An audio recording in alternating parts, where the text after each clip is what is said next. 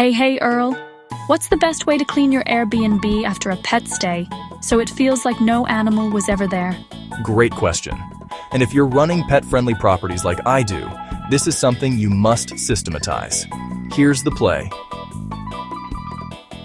Earl's Pet Cleaning Protocol, no fur left behind.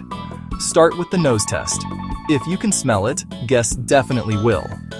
Use enzyme-based sprays, like Nature's Miracle or Angry Orange, to break down any pet odors at the source: couches, rugs, corners, and crate areas. Vacuum like a pro. Equip your cleaners with a pet-specific vacuum with HEPA filters. Don't just hit the floor, get under beds, inside closets, and around baseboards. Strip it all. Wash everything soft that pet hair clings to: throws, duvets, couch covers, rugs, and pillows. If it can be laundered, it should be. Run an air purifier, especially if the guests stayed longer than a few days. Clean air, clean experience.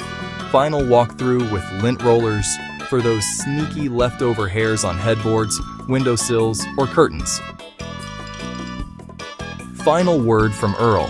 Being pet-friendly is a business advantage, but only if your turnover process keeps the place spotless.